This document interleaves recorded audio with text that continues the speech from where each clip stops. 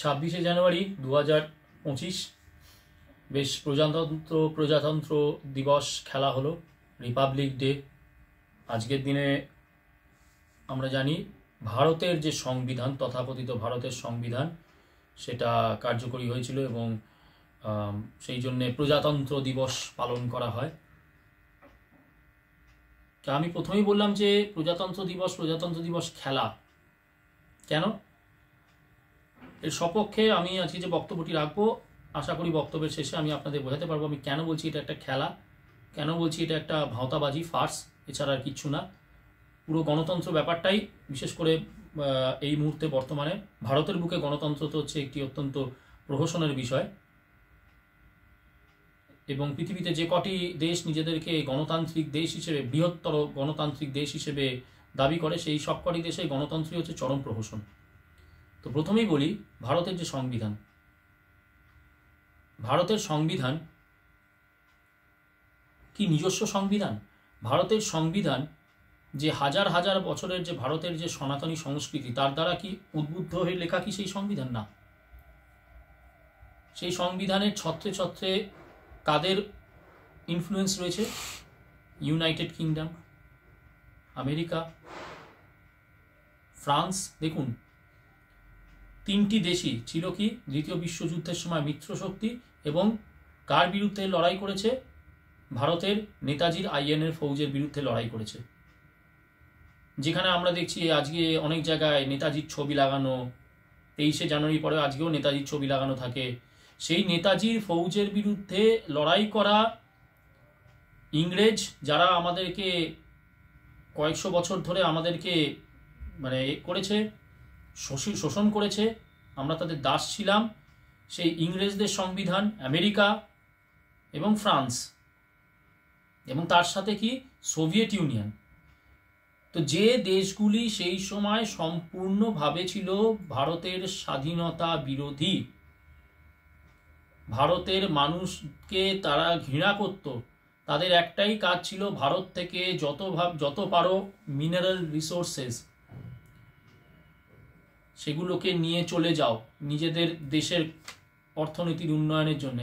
সেই সমস্ত শত্রু দেশ যারা আমাদেরকে শারীরিক, আর্থিক, মানসিক সবভাবে শোষণ করেছে, সেই সমস্ত দেশের সংবিধান থেকে আমরা খাবলে খুবলে নিয়ে তৈরি করেছি ভারতের সংবিধান, যেখানে কোনো জায়গাতেই আমরা দেখতে পাই না যে ভারতের যে প্রাচীন যে সভ্যতা, রামায়ণ বলুন, মহাভারত বলুন, তারপরে যে সমস্ত আমাদের মহান যে রাজারা ছিলেন, তাদের কোনো কিছু, কোনো গুরুত্বপূর্ণ কোনো কিছু আমাদের সংবিধানে ইমপ্লিমেন্ট করা হয়েছে দেখি না। ওই একটা নামকাওয়াস্তে অশোক স্তম্ভের চক্র, ওইটা দিয়েই দায়সারাভাবে করা হয়েছে।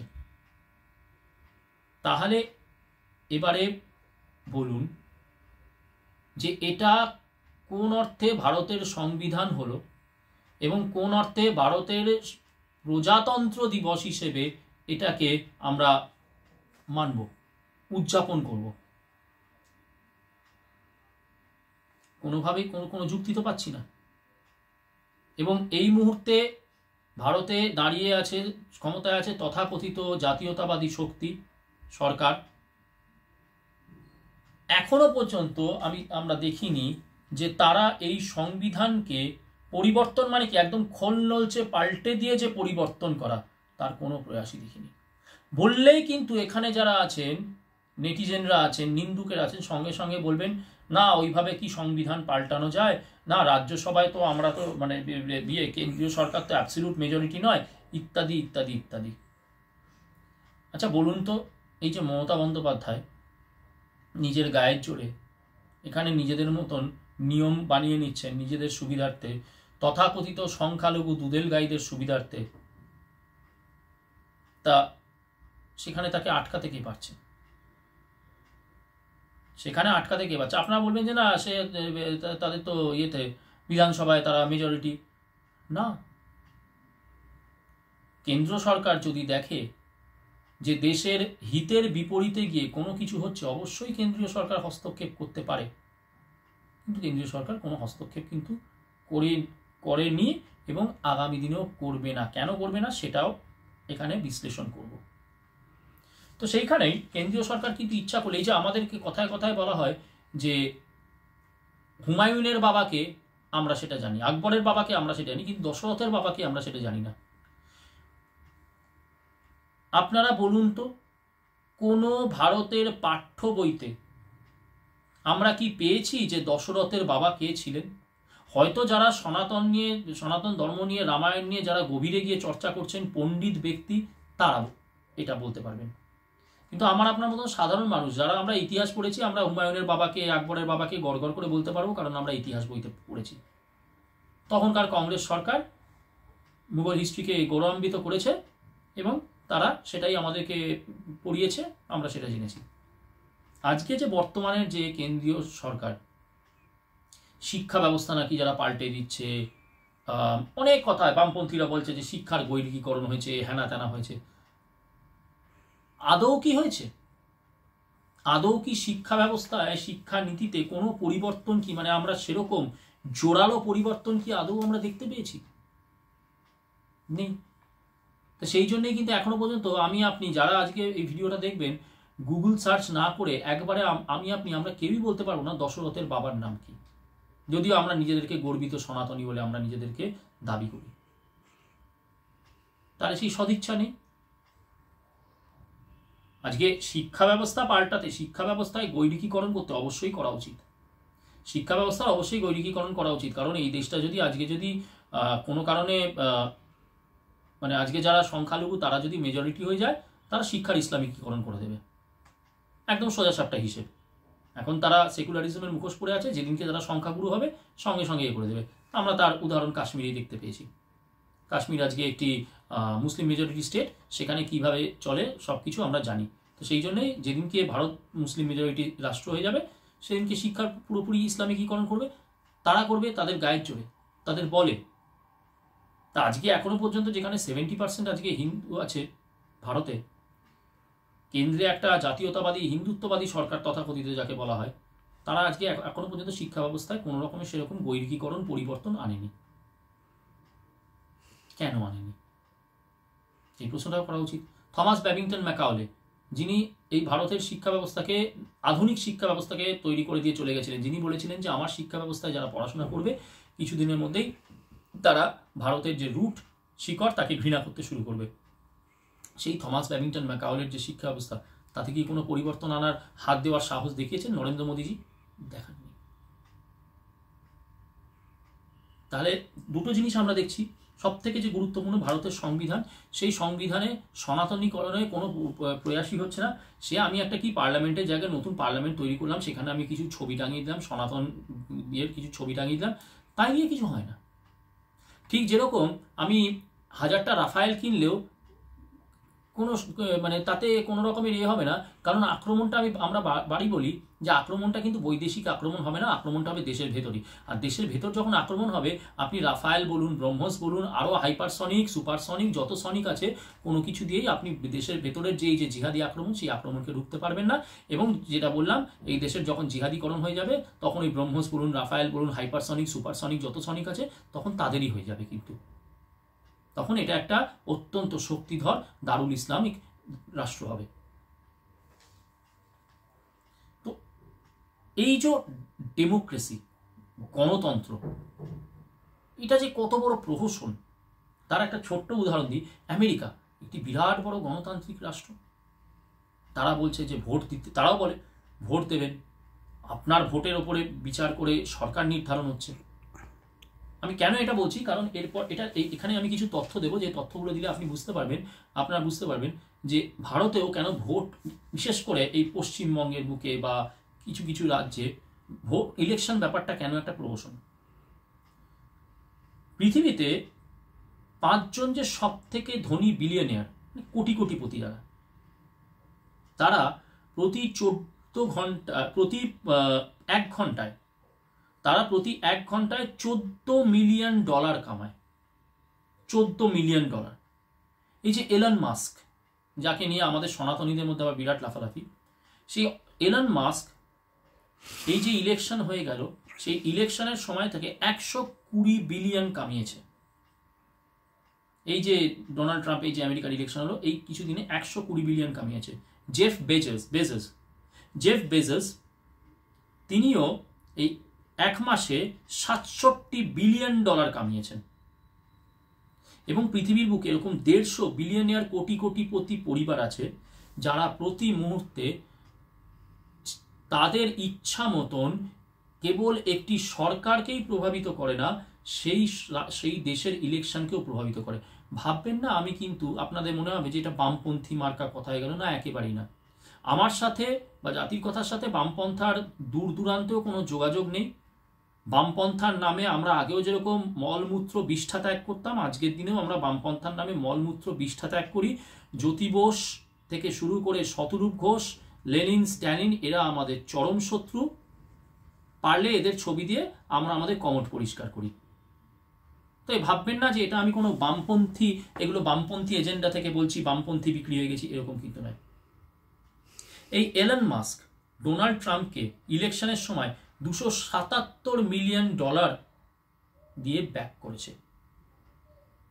ভাবুন, তাহলে আমেরিকাতেই যখন ইলেকশনকে এইভাবে টাকা দিয়ে কেনা যায়, প্রভাবিত করা যায়, হ্যাঁ, ডোনাল্ড ট্রাম্প অবশ্যই এসেছে, সেটা ভালো কি খারাপ আমি সেই বিচারে যাচ্ছি না, যদিও আমাদের খুব লাফালাফি হচ্ছিল, সেটাতেও আমি পরে আসছি। ডোনাল্ড ট্রাম্প যে কেন ভারতের জন্য বলবো না, হিন্দুদের জন্য কতটা ভালো কতটা খারাপ সেটার আলোচনায় পরে আসছি। তো যেখানে আমেরিকার ইলেকশন এইভাবে কিনে নেওয়া যায়, সেখানে ভারত তো কোন ছাড়। আমরা আগেই বলেছি, আপনারা কিন্তু ওই আম্বানি, আদানি এদেরকে নিয়ে লাফালাফি করবেন না। এরা কিন্তু ওই BlackRock asset management company, Goldsmith family, কেবল এদের দালাল, ব্রোকার হিসেবে কাজ করে। এদের যে প্রচুর যে টাকা, যে টাকার ট্যাক্স দেওয়া যায় না, যে টাকার কোনো হিসেব নেই, এই আদানি আম্বানিরা কি করে, সেগুলোরই মানি লন্ডারিং এর যে কাজটা, এই কাজটা এরা করে এখানে ওখানে অফশোর অ্যাকাউন্টে সেই টাকাগুলোকে বিয়ে করতে সাহায্য করে। তা নইলে কিন্তু আদানির ছেলের বিয়েতে black rock asset management company CEO আসতো না, আদানির বিয়েতে কিন্তু রেহানা আসতো না, যে রেহানা এই তথাকথিত কৃষক আন্দোলন নামে যে খালিস্তানি আন্দোলন, সেই আন্দোলনের একটা বিরাট বড় সমর্থক ছিল। তো এই যে কিছু ধনী পরিবার যারা পৃথিবীর এই যে সমস্ত তথাকথিত শক্তিধর দেশ, গণতান্ত্রিক দেশ, তাদের যে সরকারকে কন্ট্রোল করে, সব থেকে বড় কথা হচ্ছে সরকারের যে ইলেকশনকে কন্ট্রোল করে, এটাকে বলে কি অলিগার্কি। তাহলে এই মুহূর্তে ভারতে বলুন বা পৃথিবীর যেসব শক্তিধর দেশ, সেখানে কিন্তু ডেমোক্রেসি চলছে না, সেখানে কিন্তু চলছে অলিগার্কি। তো এবং এটা বলছে কে? বার্নি স্যান্ডার্স, আমেরিকান একজন সেনেটর। আপনারা খোঁজ করে নেবেন, বার্নি স্যান্ডার্স অত্যন্ত স্বনামধন্য ব্যক্তি, আমেরিকান সেনেটর। তিনি কিন্তু এই তথ্য নিয়ে এসেছেন। এতদিন পরে যাই হোক, বার্নি স্যান্ডার্সের ঘুম ভেঙেছে। তো সেরকমই এই যে ভারতের বুকে পশ্চিমবঙ্গে যে 2021-এর যে ইলেকশন হয়েছিল, তারপরে বারংবার বলা হচ্ছে যে ইলেকশনে কারচুপি হয়েছে, এবং দেখা যাচ্ছে যে রিকাউন্টিংয়ের পরে দেখা যাচ্ছে যে বিজেপি তৃণমূলের থেকে বেশি পেয়েছে, এবং এমনও দেখা গেছে যে অন্তত 60-70টা সিট যেখানে 1000-এরও কম মার্জিনে বিজেপি হেরেছে। আচ্ছা, আপনাদের মনে কেন এই প্রশ্নটা জাগে না যে এই জায়গাগুলো, 2-3 জায়গায় যেখানে 1000-এর কমে বিজেপি হেরেছে, যখন সেখানে রি-ইলেকশন হয়েছে সেখানে কিন্তু বিজেপি জিতেছে, অশোক দিনদার একজন যেমন। তাহলে আপনাদের মনে কেন হলো না যে বিজেপি তো পশ্চিমবঙ্গে ক্ষমতায় আসতে চায়? এখানে তো অমিত শাহ এসে বলেছিল আব কি বার 200 পার। তাহলে সেই 60-70টা জায়গায় যেখানে বিজেপি 1000-এরও কম মার্জিনে হারলো, সেখানে কেন কেন্দ্র থেকে চাপ দিয়ে রিপোলিং, রিকাউন্টিং বা রিভোটিং বা এগুলো কেন করা হলো না? কেন আজ পর্যন্ত পশ্চিমবঙ্গের বুকে এই বিজেপিরই যারা নেতামন্ত্রী, তারা বলছে 200-র ওপরে মহিলা, হিন্দু মহিলা ধর্ষিত হয়েছে, 1000-এর পর হিন্দু এই বিজেপি সমর্থক গ্রাম ছাড়া হয়েছে, বাড়ি ছাড়া হয়েছে, অকথ্য অত্যাচার হয়েছে। কেন্দ্রীয় সরকার একটি পদক্ষেপ কেন নিল না আজ পর্যন্ত? এই যে 2022 এই যে জানুয়ারি 22 তারিখ ডোনাল্ড ট্রাম্প শপথ নিচ্ছে, তারপরেই বাংলাদেশের হালুয়া টাইট হয়ে যাবে বলে এই যে পশ্চিমবঙ্গের কিছু অল্প শিক্ষিত, ভয়ঙ্করী এবং তৃণমূল এবং বিজেপির দ্বারা স্পন্সার্ড ইউটিউবার, বুঝতেই পারছেন আমি কাদের কথা বলছি, যাদেরকে আপনারা আগেও বলেছি, যাদেরকে আপনারা ভিউ দিয়ে দিয়ে লাখপতি কোটিপতি বানাচ্ছেন, সেই ইউটিউবাররা দেখুন প্রতিদিনই আপনাদের বলছে এই ইউনুস পালিয়ে গেল, এই ইউনুস চাচার হালুয়া টাইট হয়ে গেল, এই ডোনাল্ড ট্রাম্প এসে এইটা করে দেবে, ওই ডোনাল্ড ট্রাম্প আসার পরে এই ভারতের এতে থরহরি কম্পমান, এই আরাকান সেনা নাকি অলরেডি নাকি চট্টগ্রামে ঢুকে গেছে। আচ্ছা বুক বাজিয়ে বলুন তো, এই যে আরাকান সেনা এত লাফালাফি হলো, কোথায় চট্টগ্রামে আরাকান সেনা ঢুকেছে বলুন তো? সেন্ট মার্টিনস দ্বীপ নাকি দখল হয়ে গেছে, কোথায় দখল হয়েছে বলুন তো? 22 তারিখ ডোনাল্ড ট্রাম্প এসেছে আর আজকে 26 তারিখ, 4 দিন হয়ে গেছে। গতকালই তো দেখলাম বাংলাদেশে প্রকাশ্যে একজন হিন্দু যুবককে কুপিয়ে খুন করে গুলি করে হত্যা করা হলো, একটি মেয়েকে প্রকাশ্যে হিন্দু মেয়েকে অপহরণ করে নিয়ে যাওয়া হলো। হ্যাঁ, এখন একটু নাচানাচি হচ্ছে, কেন? ডোনাল্ড ট্রাম্প নাকি মুম্বাই হামলার যে মাস্টার মাইন্ড তাকে নাকি ফেরত দিচ্ছে। তাতে কি হবে? ও তো ওর কাজ করে বেরিয়ে গেছে, এখন খুব বেশি হলে ফেরত দিলে আবার এখানে আসার পরে আবার সেই কোর্ট কাচারি আইন আদালত শুরু হবে, কোটি কোটি টাকা ধ্বংস হবে, তারপরে রাত্রিবেলায় এই তথাকথিত সেকুমাকু নেকুরা গিয়ে চিফ জাজের কড়া নাড়বে, এবং হয়তো দেখা গেল কোনো উপায় হয়তো তার ফাঁসিও হলো না, এবং দিনের পর দিন সে জেলে থাকবে। আমার আপনার ট্যাক্সের টাকায় সে ডাল ভাত রুটি তো না, আরো ভালো খাবার খায়। তারপরে আবার দেখবেন কোথাও আবার ভারতের কোনো প্লেন বা কোনো কিছু হাইজ্যাক হলো, তখন নেগোসিয়েশনের জন্য সেই ব্যক্তিকে ছেড়ে দেওয়া হলো। এই তো হবে, এটাই তো ঘটেছে। বাজপেয়ী জামানায় তো এটাই ঘটেছিল। আদবানিজি যখন কমান্ডো অ্যাকশনের কথা বলেছিলেন, বাজপেয়ীজি, আপনাদের শুনলে হয়তো খারাপ লাগবে, আপনাদের কাছে সবার কাছে অত্যন্ত স্বনামধন্য শ্রদ্ধেয় বাজপেয়ী, অটল বিহারী বাজপেয়ী, আমার কাছে নন, একেবারেই নন। সেই বাজপেয়ী তো সারেন্ডার করেছিল, নেগোসিয়েট করেছিল টেররিস্টদের সাথে, কমান্ডো অপারেশনকে না বলে দিয়েছিল।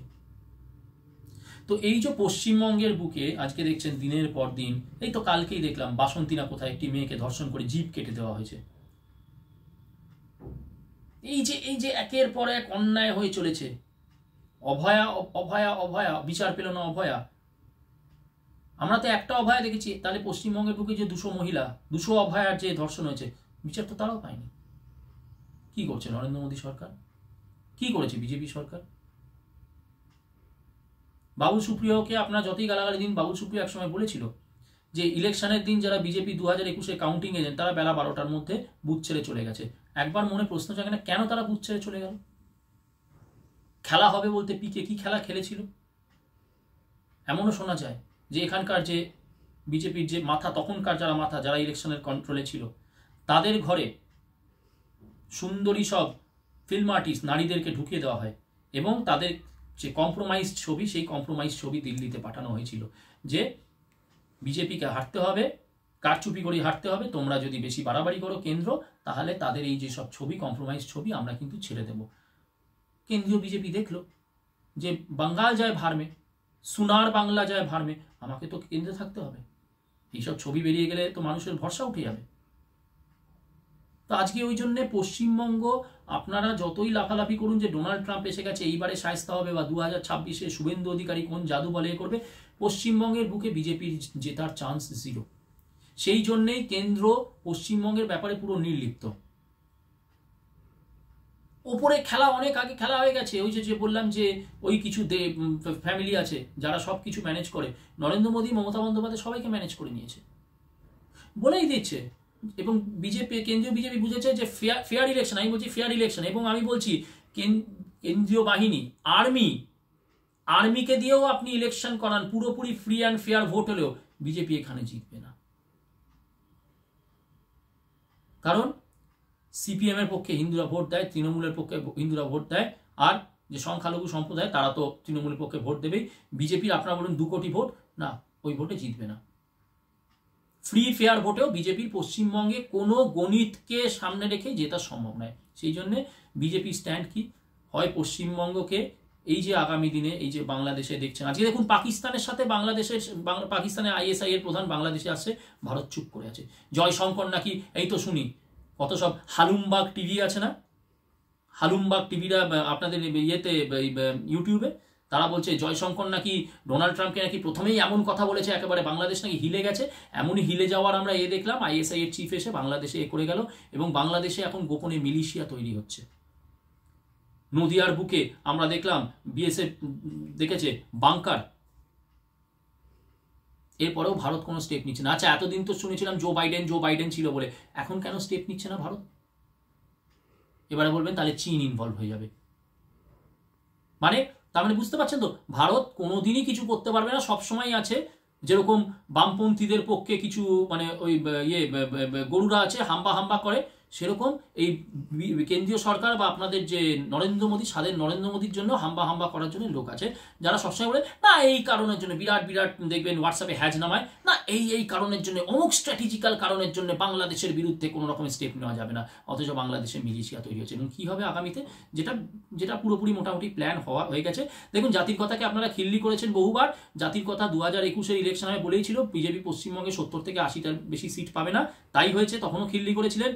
2024-এর যে ইলেকশন সেখানেও আমরা বলেছিলাম বিজেপি নিজের ক্ষমতায় হয়তো 220 থেকে 30টা সিট পাবে, পেয়েছে 240টা সিট, এবং সেটাও তখন আপনারা মানেননি, বাস্তবে হয়েছে। এবং এখনও বলে দিচ্ছি যেটা আগামী দিনে হচ্ছে, যেহেতু বুঝেছে বিজেপি যে ফেয়ার ইলেকশনে আমরা পারবো না, সেই জন্য কি হয় পশ্চিমবঙ্গটা ওই মিলিশিয়া আক্রমণের দ্বারা ওই গ্রেটার বাংলাদেশের মধ্যে ঢুকে যাবে, আর নয়তো কি এটাকে একটা কাশ্মীরের মতন উপদ্রুত অঞ্চল করে দাও, এটাকে ওই লেফটেন্যান্ট গভর্নর জেনারেলের আন্ডারে রেখে দাও, যার মধ্যে দিয়ে আমরা এই ফল খেতে থাকবো। এবং এই আন্ডারস্ট্যান্ডিং কিন্তু মমতা বন্দ্যোপাধ্যায়ের সাথে নরেন্দ্র মোদীর কিন্তু বহুদিন আগে হয়ে গেছে। এবং সব কিছুর পিছনে কাজ করছে কি, ওই যে বললাম 150 কোটিপতি বিলিয়নিয়ার ফ্যামিলিজ আছে, তারাই। তা নইলে কিন্তু আজকে এই যে প্রজাতন্ত্র দিবসের নামে প্রহসন, আমাদেরই শত্রু দেশ যারা আমাদেরকে শোষণ করেছে তাদের থেকে ধার করা সংবিধান নিয়ে আজকে প্রজাতন্ত্র দিবস বলে ধেই ধেই করে নাচ, এটা হতো না। এতদিনে কিন্তু সংবিধান পরিবর্তন হয়ে যেত। রিপাবলিক ডে যেটা এতদিনে কিন্তু এই যে দেখছেন আমাদের সংবিধান, সেটা কিন্তু পরিবর্তন হয়ে যেত, হয়নি, আগামী দিনেও হবে না। সুতরাং এই কারণ কি, পুরো পৃথিবীটাই চলছে ডেমোক্রেসির ওপর না, অলিগার্কির ওপরে। এই কিছু ফ্যামিলি তারা যখনই মনে হয় যে, এবং সব থেকে বড় কথা ভারতকে এরা ভাঙবেই, অবশ্যই ভারত হিন্দু রাষ্ট্র হবে, কিন্তু হিন্দু রাষ্ট্র হবে কি ওই মধ্যপ্রদেশ, উত্তরপ্রদেশ, বিহার এরকম কিছু জায়গা নিয়ে হবে আপনার স্বাদের হিন্দু রাষ্ট্র। কারণ দক্ষিণ ভারত অলরেডি শুরু করে দিয়েছে ভারতে থাকবো না। আছে যে ডিএমকে স্ট্যালিন এত বড় বড় কথা বলছে, সংবিধান দেশ বিরোধী, হিন্দু বিরোধী কথাবার্তা, সনাতন বিরোধী কথাবার্তা, তার বিরুদ্ধে কি স্টেপ নিয়েছে কোর্ট, কেন্দ্র, কি স্টেপ নিয়েছে? কোনো স্টেপ নেয়নি। অথচ কেজরিওয়ালকে কিন্তু 2 দিন অন্তর অন্তর জেলে ঢুকিয়ে দিচ্ছে। তাহলে এখানেই বুঝুন আগামী দিনে কিন্তু এই যে দক্ষিণ ভারত থাকবে না। পাঞ্জাব, খালিস্তান, আজকে ডোনাল্ড ট্রাম্পের নৈশভোজে পান্নু কি করে থাকতে পারে? তার মানে ওই যে অলিগার্কি, কারণ তারা চাইছে ভারতের ধ্বংস। কেন? কারণ সনাতনের জাগরণকে তারা ভয় পায়। সনাতনের জাগরণকে সবাই ভয় পায়, কারণ একসময় তো বিশ্বকে শাসন না, বিশ্বকে পথ দেখিয়েছিল, বিশ্বকে মানুষকে মানুষ তৈরি করেছিল এই সনাতন। সেই জন্য যদি আবার সনাতনের পুনরুত্থান হয়ে যায়, সেই জন্য আবার যদি সেই বেদ, বৈদিক যে বিজ্ঞান, সেই বিজ্ঞান বা আমাদের যে ঋষিমুনিদের লেখা যে শাস্ত্র, যে বিজ্ঞান, সেই বিজ্ঞানের দ্বারা বলিয়ান হয়ে আমরা আজকে যদি ভারত যদি এলন মাস্কের বাবা হয়ে যায়, Interstellar journey, Interstellar travel, interplanetary এগুলোতে যদি ভারত যদি অগ্রণী ভূমিকা নিয়ে নেয়, ও বাবা, তাহলে তো আমাদের ডলারের 12টা বেজে যাবে, আমাদের ইউরোর 12টা বেজে যাবে, পাউন্ডের 12টা বেজে যাবে, স্টার্লিংয়ের 12টা বেজে যাবে। সেই জন্যে ভারতকে ভাঙতে হবে। কিভাবে? এইভাবে, খুব সূক্ষ্মভাবে।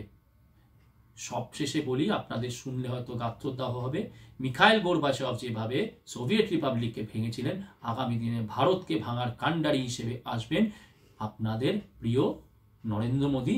মিত্র বলে হিন্দু রাষ্ট্র তৈরি হবে, কিন্তু সেই হিন্দু রাষ্ট্রে আমার আপনার জায়গা হবে না। তো প্রজাতন্ত্র দিবস, সংবিধান প্রহসন, জিন্দাবাদ।